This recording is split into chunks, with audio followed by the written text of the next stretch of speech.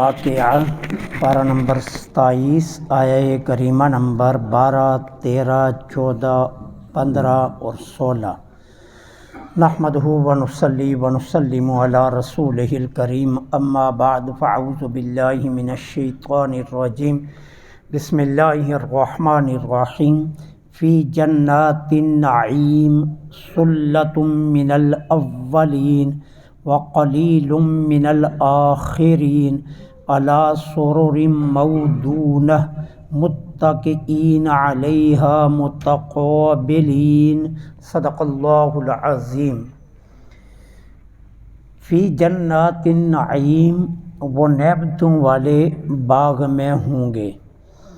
ثلۃ من الاولین، بڑا گروہ پہلے لوگوں سے ہوگا۔ وقلیل من الآخرین، اور دوسرے گروہ سے تھوڑے ہوں گے۔ علی سرر موضونہ، وہ مرصع تختوں پر بیٹھے ہوں گے۔ متکئین، ٹیک لگائے ہوئے، علیہ، ان پر، متقابلین، آمنے سامنے۔ اللہ جل سبحانہ و تعالی نے اس آیہ میں فرمایا صلہ، عربی زبان میں صلہ کا لفظ بولا جاتا ہے بڑے گروہ پر، جس کو ہم اپنی بولی میں کہہ سکتے ہیں انبوء کثیر، بہت بڑی جو جماعت ہوگی اس کے لیے صلہ کا لفظ عربی زبان میں بولا جاتا ہے۔ اللہ فرما رہے ہیں کہ وہ جو مقربین ہوں گے، سابقین ہوں گے، ان کی بڑی تعداد پہلی امتوں سے ہوگی۔ کیوں؟ اس کی کئی وجوہ ہیں۔ پہلی وجہ یہ کہ ہمارے آقا کریم علیہ الصلاۃ والسلام کی ظاہراً اس کائنات میں تشریف آوری سے پہلے بے شمار انبیاء تشریف لائے۔ دوسری وجہ، ان انبیاء کی امتوں میں سے بہت سارے لوگ ہیں جنہوں نے ایمان حاصل کرنے میں سبقت کی۔ اب ظاہر ہے ایک طرف سارے نبیوں کے سابقین ہوں گے اور ایک طرف ہمارے آقا کے سابقین ہوں گے، تو پھر گروہ تو بڑا انہی کا ہوگا نا۔ ٹھیک ہے، اس لیے فرمایا کہ پہلوں سے بڑا گروہ ہوگا، بڑی جماعت ہوگی سابقین کی۔ اچھا، یہاں ایک بات یاد رکھنا، قرآن کریم میں پھر کسی جگہ پر آئے گا کہ حضور کی امت زیادہ ہوگی، اور حضرت عبداللہ بن عباس کی مرویات میں سے ایک روایت بھی ہے، میرے آقا کریم علیہ الصلاۃ والسلام نے فرمایا اہل جنت کی 120 صفیں ہوں گی، ٹوٹل آدم سے لے کر تا قیام قیامت۔ میدان معاشر میں جو اصحاب یمین کی صفیں لگیں گی نا، ان کی تعداد ہوگی 120، اور سرکار نے فرمایا ان میں سے 80 میری امت کی ہوں گی، باقی دیگر انبیاء کی ہوں گی۔ حضرت ابو سعید خدری رضی اللہ تعالیٰ عنہ سے ایک مرویات میں سے ایک روایت ہے، جانے جانا صلی اللہ علیہ وسلم نے فرمایا مجھے اللہ سے امید ہے کہ میری امت کے جنت میں جو تعداد ہے وہ 1/3 ہوگی۔ صحابہ نے بلند آواز سے کہا اللہ اکبر۔ آقا کریم علیہ الصلاۃ والسلام نے فرمایا میں اللہ سے امید رکھتا ہوں کہ تم جنت میں نصف ہوگے۔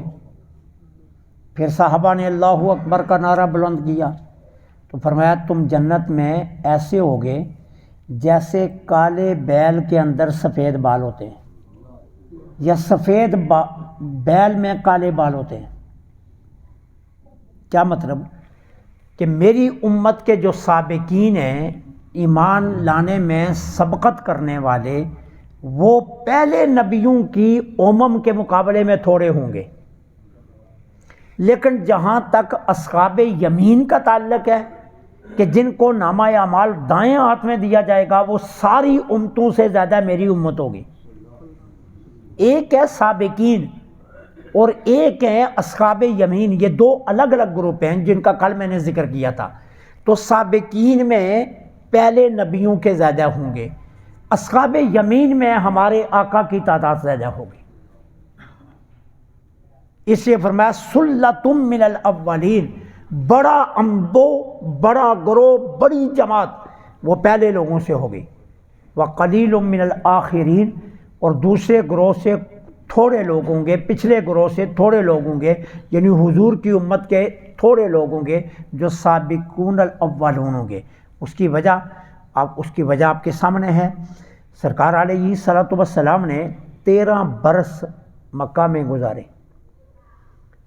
ٹھیک ہے، 13 برس مکہ میں گزارے. 3 روایتیں ملتی ہیں. ایک روایت یہ ہے کہ حضور نے جب ہجرت فرمائی تو مکہ میں ٹوٹل مسلمانوں کی تعداد 80 تھی. ایک روایت یہ ہے 120 تھی. ایک روایت یہ ہے کہ تقریباً 200 کے لگ بھگ مسلمان تھے. باقی جو تعداد بڑھی ہے وہ مدینہ طیبہ میں جا کر بڑھی ہے. تو سابقون الاولون مکہ والے ہیں جنہوں نے ایمان لانے میں سبقت کی ہے، تو یہ تعداد تھوڑی ہے. اب جب اس تعداد کو باقی سارے نبیوں کی امت کے مقابلے میں دیکھیں گے تو پھر باقی نبیوں کے سابقون زیادہ ہوں گے، کیونکہ وہ سب ملائے جائیں گے اور ادھر تنہا حضور کی امت کے ہوں گے. تو پہلے گروہ میں سابقین پہلی امتوں کے زیادہ ہوں گے، قلیل من الآخرین، اور بعد والے پچھلے گروہ سے کچھ لوگ ہوں گے. لیکن اصحاب یمین جو ہوں گے وہ سب سے زیادہ حضور کی امت کے ہوں گے، کہ جن کو نامہ اعمال دائیں ہاتھ میں دیا جائے گا، جن کا آسان ترین حساب ہوگا. جتنا آسان حساب حضور کی امت کا ہوگا کسی نبی کی امت کا اتنا آسان نہیں ہوگا. ٹھیک ہے، اس کی کئی وجوہات ہیں.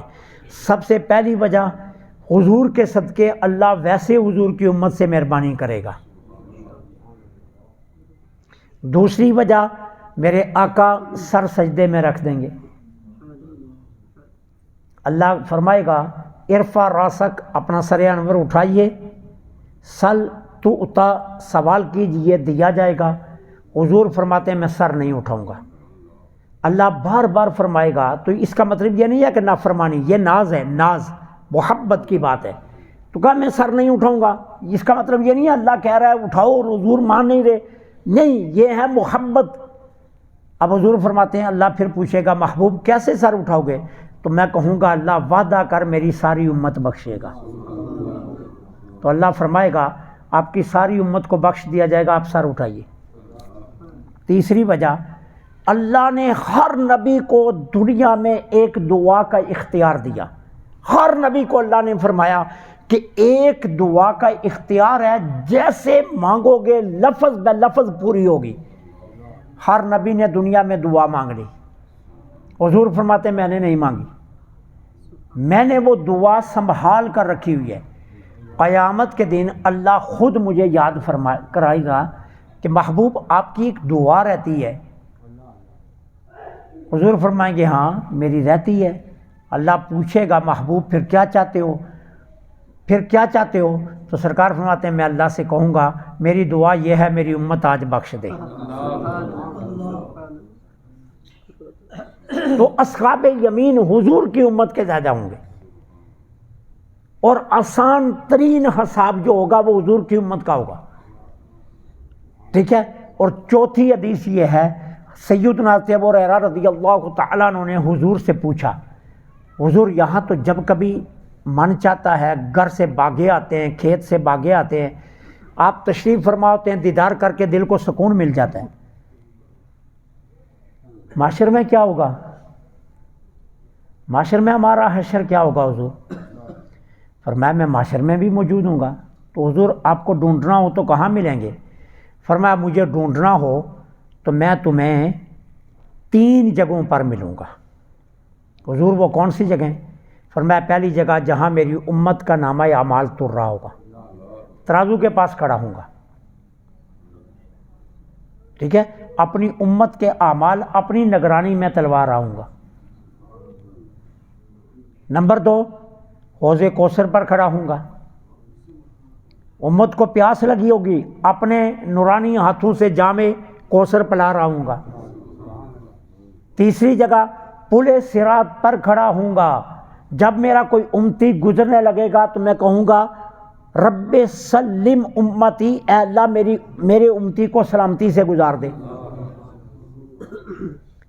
اب اس پر جو محدثین نے نکات لکھے نا، وہ نکات پڑھنے والے ہیں۔ محدثین اس حدیث کے تحت لکھتے ہیں حضور نے تہمد مبارک کو اوپر کیا ہوگا، پنڈلیوں سے اوپر تہمد مبارک کیا ہوگا۔ جس طرح کسی شخص نے کبھی ادھر دوڑنا ہوتا ہے نا، تو وہ اپنا تہمد پہلے سے اوپر کر لیتا ہے، اس طرح سرکار نے اپنا تہمد مبارک اوپر کیا ہوگا، اور حضور میدان معاشر میں دوڑ میں ہوں گے، کبھی بھاگتے ہوئے میزان پر آئیں گے، پھر بھاگتے ہوئے حوض کوثر پر چلے جائیں گے، پھر بھاگتے ہوئے پل صراط پر چلے جائیں گے۔ وجہ کیا ہوگی؟ نامہ اعمال تلنے لگے گا امتی کا، امتی کہے گا حضور کدھر ہیں؟ حضور پہنچ جائیں گے۔ اب ادھر دوسرے نے آواز لگا دی یا رسول اللہ مجھے پیاس لگی ہے، حضور وہاں پہنچ جائیں گے دوڑ لگا کر۔ تیسرے نے آواز لگا دی حضور میں گزرنے لگا ہوں، حضور دوڑ لگا کر وہاں۔ تو کہتے ہیں سرکار دوڑ میں ہوں گے میدان معاشر میں۔ یہ وجہ ہے کہ جس کی وجہ سے حضور کی امت کا حساب سب سے آسان ہوگا۔ تو اصحاب یمین حضور کی امت کے زیادہ ہوں گے، اور سابقون الاولون یا السابقون السابقون یہ پہلی امور کے لوگ زیادہ ہوں گے۔ اس لیے فرمایا سلۃ من الاولین وسلۃ من الآخرین وقلیل من الآخرین علی سرر مودونہ۔ مودونہ کا لفظ عربی کی جو صرف و نحو جاننے والے بچے جانتے ہیں کہ اس کا وزن ہے وادانہ، یہ وادانہ سے بنا ہے یہ لفظ مودونہ۔ اب وادانہ کا مطلب کیا ہوتا ہے؟ کسی چیز کو اچھی طرح بننا، یا کسی چیز کو خوبصورت کر کے بننا، یا کسی چیز کو بننے کے بعد اس کے اوپر چیزیں لگا کر اسے مرصع کرنا۔ اور سورر یہ سریر کی جمع ہے، اور سریر عربی زبان میں تخت کو کہتے ہیں۔ متقین مرصع تختوں پر بیٹھے ہوں گے، مرصع تختوں پر۔ اب وہ مرصع تخت کس طرح کے ہوں گے؟ سونے کے دھاگے سے بنے ہوئے ہوں گے۔ وہ تخت جو ہے نا ان کی بنوائی، چارپائی کی بنوائی ہوتی ہے نا جس طرح رسی سے، اس طرح ان کی بنوائی سونے کے دھاگے سے ہوگی، اور پھر ان کے چاروں طرف ہیرے اور جواہرات لگے ہوں گے، ہیرے اور جواہرات لگے ہوں گے، اور سونے کے دھاگے سے وہ تخت بنے ہوئے ہوں گے، اور مضبوط بنے ہوئے ہوں گے۔ یہ نہیں ہے جس طرح دنیا کی رسی ٹوٹ جاتی ہے، جتنے مرضی لوگ اس تخت پر بیٹھیں گے وہ ٹوٹے گا نہیں۔